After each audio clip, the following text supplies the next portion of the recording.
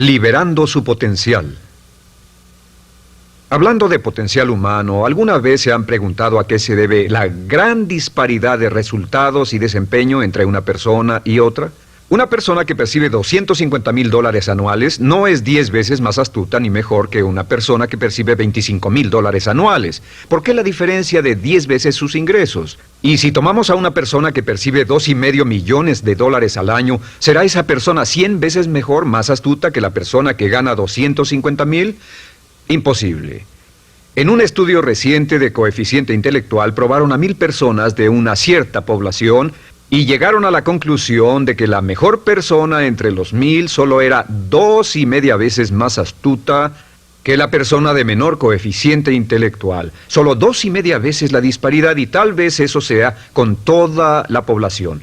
¿A qué supone que se debe la diferencia? Al hablar de potencial humano, llegamos a una fórmula que deduje hace algunos años. Tal vez eso lo explique un poco. La fórmula comienza con lo que llamamos AI. O sea, atributos innatos, las cualidades, la inteligencia, la habilidad, el temperamento, cosas con las que se nace que no pueden cambiarse mucho. Además de los atributos adquiridos. Estos atributos son muy importantes, son su educación, su capacitación, sus capacidades, su experiencia, conocimiento, sabiduría, etc., multiplicado por A, que es su actitud, es igual al potencial humano individual, o al desempeño humano individual o resultados individuales humanos. Ahora, de estos tres, los atributos innatos se traen desde el nacimiento. Los adquiridos pueden cambiarse, pero se necesita cierto tiempo para ello, aunque a veces cambiamos muy rápidamente. Cierta información valiosa puede cambiar dramáticamente su eficacia, pero las actitudes pueden aumentarse o disminuirse dramáticamente en segundos. Cada vez que mejoramos nuestra actitud, multiplicamos todas nuestras capacidades. Una actitud ha sido llamada acertadamente el lenguaje más importante del ser humano, la palabra más importante del idioma en el humano. Todo lo que hacemos en la vida, según un estudio en Harvard entre estudiantes ejecutivos, será en un 85% de actitudes. Un 85% de su éxito estará determinado por su actitud. Eso significa que está determinado por cuán positivo o cuánta actitud mental positiva se tenga. Las personas con actitudes mentales positivas tienden a avanzar más rápidamente, se mueven hacia la cima en organizaciones valiosas, ganan más dinero, sacan más satisfacción de la vida. Una actitud mental positiva no significa que baile por las calles y arroje flores. Solo significa que tome una actitud constructiva en general o se aproxime hacia su trabajo, su vida, sus problemas, relaciones, etc. Según el informe Cox de las empresas americanas, según la revista Success, un 85% o más de todo lo que se logra se debe a la actitud. Y la pregunta es, ¿de dónde vienen las actitudes? Las actitudes vienen de las expectativas. Muy simple, ya hablamos de eso. Y una forma muy poderosa de mejorar su actitud instantáneamente es decir, aunque no lo crea, pienso que algo maravilloso va a ocurrirme hoy. Como dijimos antes, nuestras expectativas sobre los desenlaces determinan nuestra actitud. Si espera que las cosas salgan bien, tendrá una actitud positiva. Si espera que salgan mal, tendrá una actitud negativa. Y lo maravilloso es que podemos fabricar nuestras expectativas. Podemos esperar lo que deseamos. Podemos esperar cosas buenas, cosas malas, y no nos decepcionaremos. ¿De dónde surgen nuestras expectativas? Nuestras expectativas surgen de nuestras creencias y de nuestros valores. Son el centro de los factores motivacionales de nuestra personalidad, nuestras creencias. Y esto nos conduce a un entendimiento del potencial humano. Significa básicamente que nuestra actitud es una expresión externa de lo que está ocurriendo internamente. Y esto es consistente con las leyes mentales. Con respecto a las creencias, cada uno de nosotros tiene muchas creencias en el fondo que los psicólogos llaman los conceptos propios. El concepto propio, o su descubrimiento, es considerado por muchos como el logro único y más importante para comprender el desempeño humano en el siglo XX. Yo estoy de acuerdo. El concepto propio es como, si queremos usar una analogía militar, el centro de mando.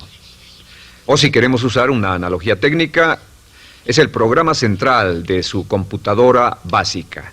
Es un grupo de creencias, valores, actitudes, sentimientos, ideas, etcétera, almacenadas en el fondo de nosotros y son el resultado de casi todas las experiencias que hemos tenido en la vida. Y algunos investigadores dicen que el concepto propio comienza a formarse aún antes del nacimiento, pero el concepto propio, una vez colocado, Precede, predice y determina sus niveles de eficacia y desempeño en todas las áreas de nuestra vida. El concepto propio se convierte en el centro de mando o el programa maestro. El concepto propio de este grupo de creencias determina lo que dirá, lo que hará, cómo actuará, cómo se siente y reacciona, etc. ¿Qué significa esto? Significa que todas las mejoras en su vida externa, todos los cambios en su realidad comienzan con un cambio en su concepto propio. Les voy a explicar lo que significa. Esta es una gráfica muy simple. Hablamos de potencial humano y decimos que la persona promedio usa un 10% o menos de su potencial. Según investigaciones, tal vez es mucho menos. El Instituto Stanford Brain en Santa Clara, California, estima que tal vez se aproxime a un 2%. Seremos generosos y diremos que la persona promedio usa un 10%. Significa que en los mejores casos, la mayoría, como usted o yo, no usamos un 90% de nuestro potencial. Uno de los mejores filósofos, Oliver Wendell Holmes, dice que la tragedia de la persona promedio es que llegan a la tumba con su música aún por dentro. Aún están funcionando con mucho menos de su potencial total. Y esto es el potencial humano. Sabemos que existe una relación directa entre el potencial humano y el concepto propio. Pero como nuestros conceptos propios o nuestras estimaciones de nosotros mismos generalmente son mucho menores de lo que debieran ser, nuestro nivel de desempeño y eficacia también es menor. Sabemos que nuestro concepto propio es altamente subjetivo.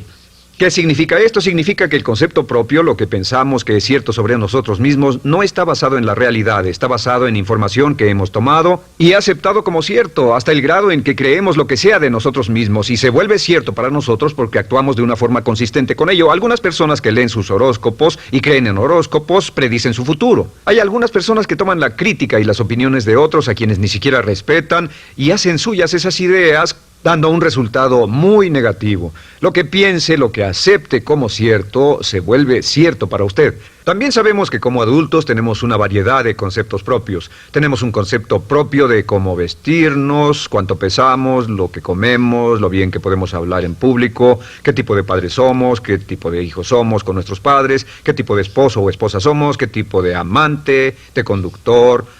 Lo interesante de manejar es que todos los hombres tienen un concepto muy positivo con respecto a esto. Las mujeres no entienden esto, pero los hombres nacen con un genio inherente para manejar. Todos los hombres son choferes excelentes. Si no lo creen, todo lo que tienen que hacer las mujeres que están viendo esto es pensar en la última vez que trataron de corregir la forma de conducir de un hombre y recordarán que no obtuvieron buenas respuestas. ¿Cómo respondemos ante alguien que desafía nuestro concepto propio, sugiriendo que no somos las personas que pensamos ser? Estamos a la defensiva, nos enfadamos, nos irritamos, es difícil que nos traten. Tenemos un concepto propio de lo creativos que somos, lo inteligentes, lo rápido que leemos, lo bueno que somos en los deportes, y si practicamos una gran variedad de ellos, tenemos un concepto propio para cada uno de ellos. Tenemos un concepto propio de lo bien que cocinamos, de lo bien que educamos a nuestros hijos, de lo bien que limpiamos nuestra casa, los autos que manejamos, etc. Y también de lo que valemos por lo que ganamos. Es muy interesante saber que nunca ganamos más del 10% de nuestro concepto propio en ingresos. Nuestro concepto propio determina nuestro nivel de ingresos. Este nivel de concepto propio se llama zona de confort. Y aunque querramos más dinero, veremos que la tendencia humana natural de todas las actitudes es luchar por lograr entrar a la zona de confort y luego quedarnos ahí. Si ganamos un 10% por encima de nuestro concepto propio de ingresos, tendremos una necesidad imperante de deshacernos de ese dinero. Lo donaremos, lo gastaremos en forma extravagante y hasta lo perderemos si recibimos demasiado. Las personas que ganan la lotería siempre están quebradas a los 2 o 3 años. Queman el dinero porque ese dinero está más allá de su concepto propio. Si gana 10% o menos de su nivel de concepto propio, se descubrirá luchando, trabajará más duro, más tiempo, pensará en forma más creativa, buscará diferentes formas para aumentar sus ingresos o sus segundos ingresos. La única forma de mejorar cualquier parte de su vida, incluyendo sus ingresos, es aumentando el nivel del concepto propio de sus ingresos, comenzando a pensar en usted como si estuviera ganando más dinero. Si quiere bajar de peso, la única forma en que podrá lograrlo es pensando en que está delgado. Piense en usted mismo como una persona más delgada. Si quiere volverse una persona más popular, más amorosa, más feliz o más sana, comience a pensar una y otra vez en esas cosas hasta que se vuelvan parte de su nuevo concepto propio. Hablaremos de eso más adelante. Es una parte esencial de la programación de su mente hacia el éxito. Su concepto propio global está determinado por el promedio de sus conceptos propios en las áreas que considere importantes. Ahora, su concepto propio está formado de 3 partes críticas. La primera parte del concepto propio es el ideal propio.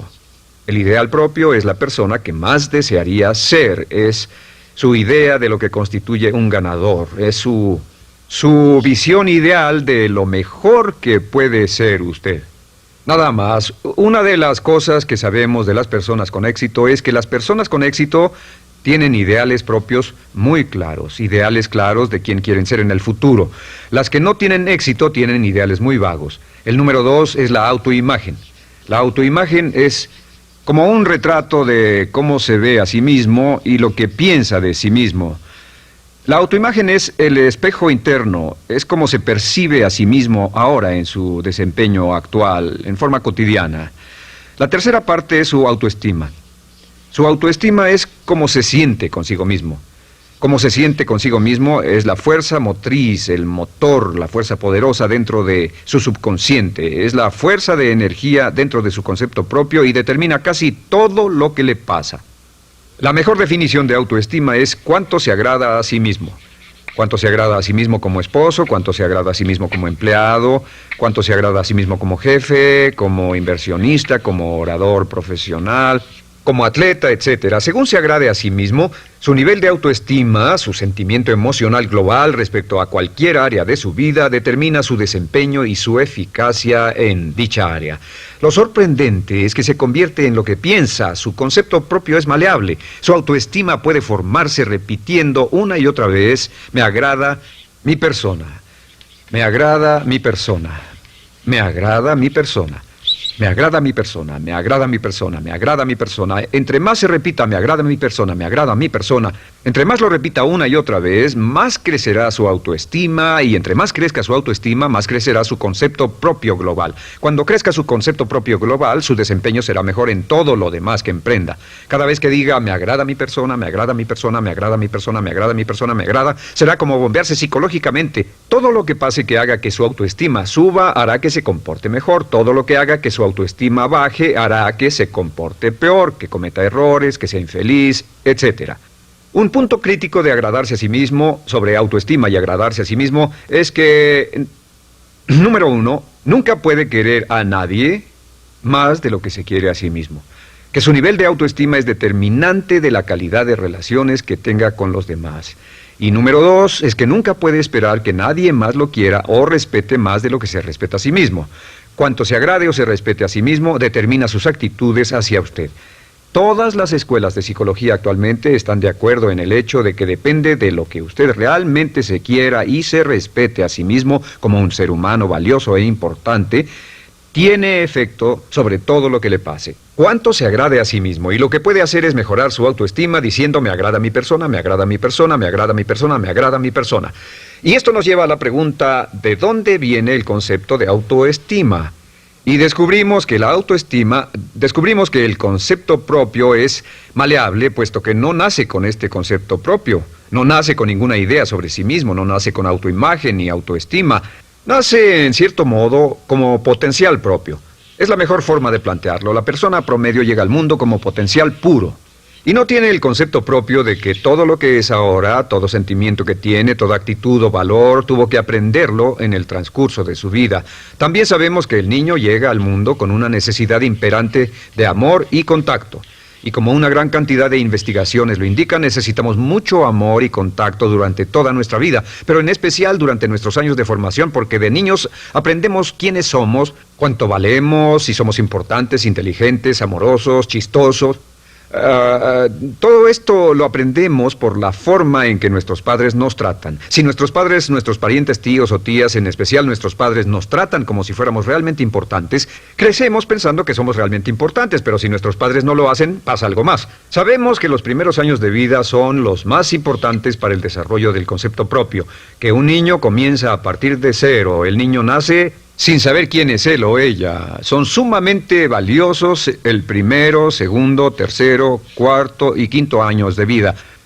Algunos psicólogos pensaban que eran los 5 primeros años, pero ahora dicen que son los 3 primeros años. En sus 3 primeros años de vida el niño aprende quién es y dicen que si se les da suficiente cantidad y buena calidad de amor en los 3 a 5 primeros años, los prepara usted de por vida. Los coloca en una base sólida de autoestima y confianza en sí mismos, valor e importancia realmente. Existe una relación directa entre la calidad y la cantidad de amor y el desarrollo de una personalidad sana. Entre más amor, amor incondicional, reciba un niño en sus años formativos, más fuerte será la base de su personalidad. El reverso de la educación es que casi todos los problemas de psicosis, neurosis, perturbaciones de la personalidad y problemas de comportamiento surgen de los problemas que se tengan con el concepto propio. Ahora observemos a los adultos. Aquí está nuestra personalidad adulta. Si nos observamos, podemos llegar a reparar nuestras bases, por así decirlo, repitiéndonos una y otra vez: me agrada mi persona, me agrada mi persona, me agrada mi persona, y llevamos ese concreto reparador hacia la base de nuestra personalidad. Los niños necesitan el amor como las rosas necesitan la lluvia. Los niños que carecen de amor a menudo mueren por escasez de amor. Es una enfermedad llamada marisma. Ahora, ¿qué más sabemos sobre los niños? Sabemos que los niños llegan al mundo con dos atributos notables. El primero es que no sienten temor. Los niños nacen sin temores. No temen a nada excepto a caerse y a los ruidos fuertes. Y esto se expresa en sus actitudes: yo puedo. Los niños llegan al mundo pensando que pueden hacer cualquier cosa, y quien haya criado a un niño hasta la edad de 3, 4 o 5 años sabe que debe pasar esos primeros años evitando que se maten, porque son como pilotos japoneses, porque no le tienen miedo a nada. Su segundo atributo es que llegan al mundo totalmente espontáneos. Dicen lo que quieren, hacen lo que quieren, son totalmente desinhibidos. Totalmente. Ellos no temen hacer nada de lo que desean, y esto se expresa en su actitud: no quiero.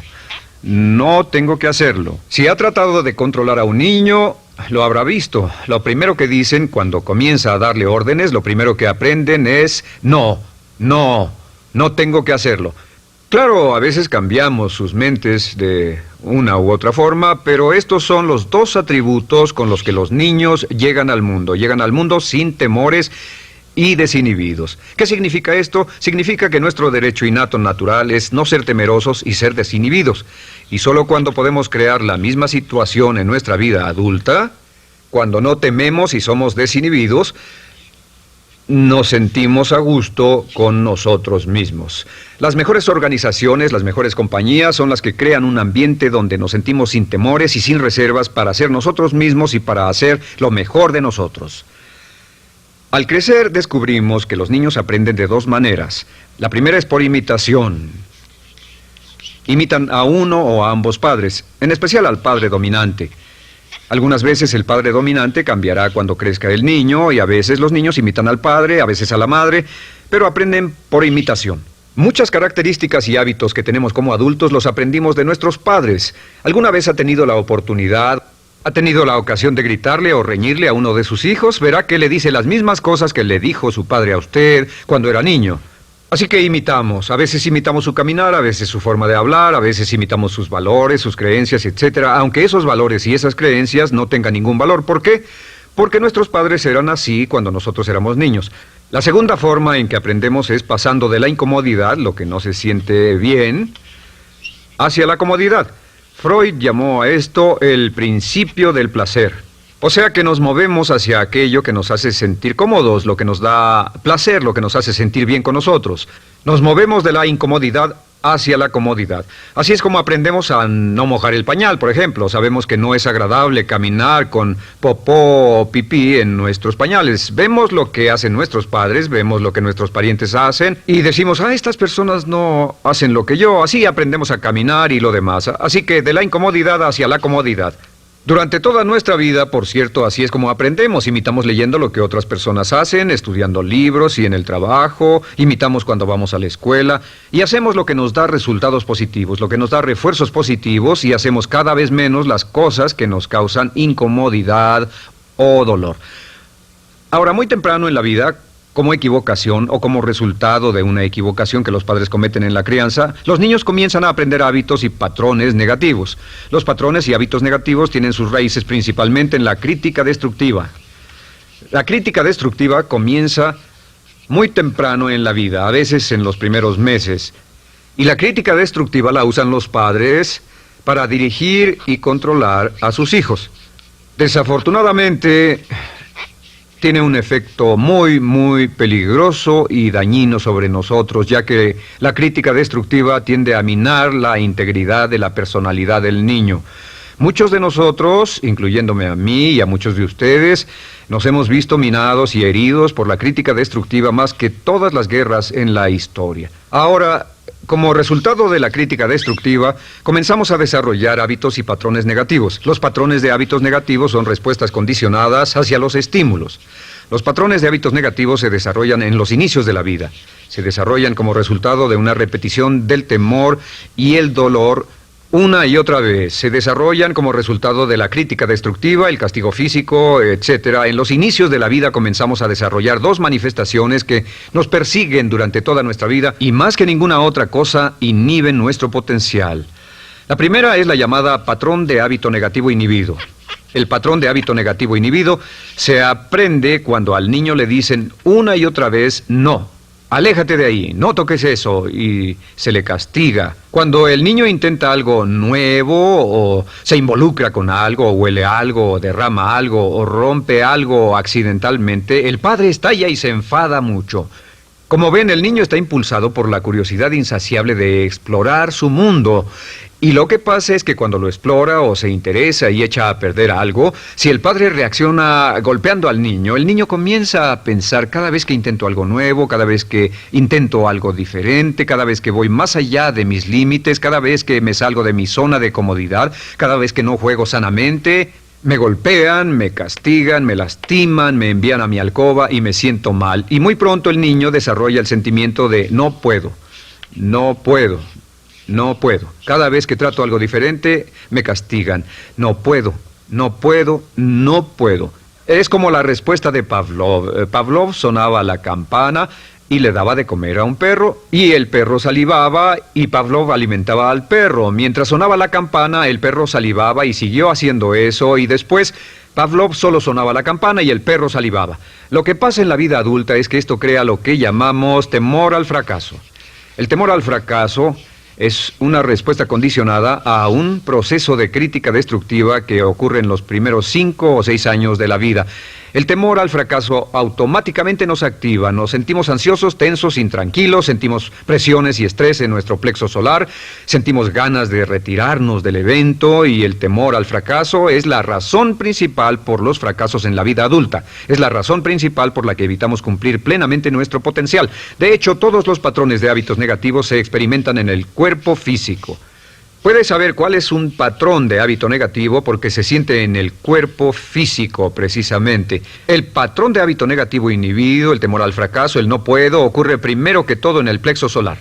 ¿Ha tenido la ocasión donde debe hablar frente a un grupo, debe ir a una revisión de su desempeño o debe hacer una llamada determinante? Primero su plexo solar se aprieta. Si el temor continúa, su respiración se acelera. Su corazón comienza a latir apresuradamente, su frecuencia respiratoria aumenta y le duele la cabeza como migraña en la parte frontal, su garganta se le cierra y no puede hablar y se le seca la boca por completo, y como se pone tan tenso y asustado, va corriendo al baño. Estas son todas las manifestaciones. No hay peligro físico, pero sí peligro psicológico, una respuesta condicionada. Cuando sentimos estas cosas, la tendencia es retirarse de la situación que las ocasiona, y es la razón por la que no logramos mucho si retrocedemos. Es muy importante. El segundo patrón de hábitos negativos es el compulsivo. El patrón de hábito negativo compulsivo se aprende cuando a los niños se les dice una y otra vez: más vale que lo hagas. Si no lo haces, tendrás problemas o me las pagarás. A los niños se les convierte en recipientes del amor condicionado. Los padres no intentan hacer esto, pero lo que hacen es sugerirle al niño: no te amo, por lo tanto no estás a salvo, a menos y hasta que hagas lo que yo quiero. El niño crece sintiendo: tengo que hacer lo que quiera mi mamá. Debo complacerla, debo complacer a papá, debo complacer a los demás, debo complacer a mis parientes, y a veces debo complacer a mis semejantes, debo complacer a mis maestros, debo complacer a todo el mundo, y crecen con esto: debo. No puedo hacer lo que quiero hacer, debo hacer lo que complace a las demás personas. Este patrón de hábito negativo muy temprano en la vida se traduce en el temor al rechazo.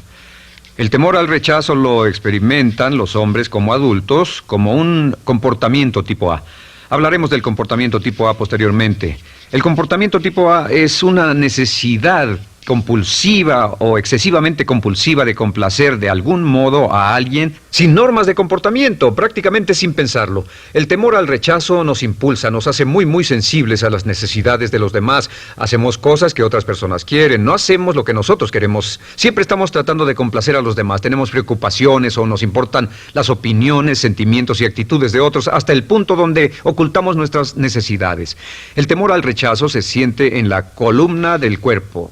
Se divide el cuerpo a la mitad y se siente hacia abajo en la mitad posterior del cuerpo. El primer lugar donde comienza a sentirse el temor al rechazo es generalmente en los hombros y el cuello. Nos sentimos entumidos, duros, tensos. Cuando tenemos mucho que hacer sentiremos un estrés tremendo en la columna. Los músculos se estiran en la parte posterior.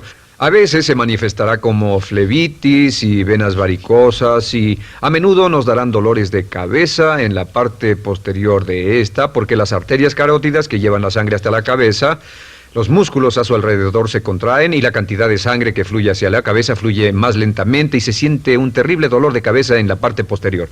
Estos dos temores, los patrones de hábitos negativos compulsivos, el compulsivo y el inhibitorio, son resultado de la crítica destructiva, el gran destructor de la personalidad que nos persigue durante toda la vida.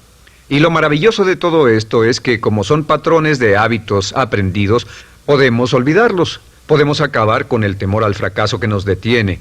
Podemos acabar con el temor al rechazo que hace que hagamos cosas que complacen a los demás en vez de complacernos a nosotros, trabajando con nuestra propia autoestima.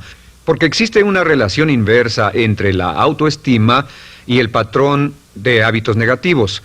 Porque entre más se agrade a sí mismo, menos teme al fracaso. Entre más se agrade a sí mismo, menos teme al rechazo. Entre más se agrade a sí mismo, menos temerá a cualquier cosa. Y si sigue repitiendo, me agrada mi persona, me agrada mi persona, me agrada mi persona una y otra vez, si sigue diciendo esto, con el tiempo su autoestima sube más y más y más y más y sus temores desde luego bajan. Cuando su autoestima sube, sus temores van en dirección opuesta. Ahora, ¿cómo enfrentar la crítica destructiva si debe criticar a otras personas? Pues eso es muy simple. Muchos padres nos han preguntado eso. ¿Cómo se controla a los niños? Una de las claves para controlar a los niños es dirigirlos para que hagan algo constructivo en lugar de hacer algo destructivo. Otra cosa que debe recordarse es que lo que quiere hacer es que quiere dar una crítica informativa, crítica constructiva, lo que significa que se les dice a los niños lo que pueden hacer o a los adultos lo que pueden hacer mejor. Todo el propósito de dar retroalimentación de cualquier tipo es mejorar el desempeño. Si es padre o si es jefe o si es una persona en una relación, si una persona está haciendo algo malo o inadecuado, todo el propósito de darles cualquier tipo de retroalimentación es para que puedan hacerlo mejor.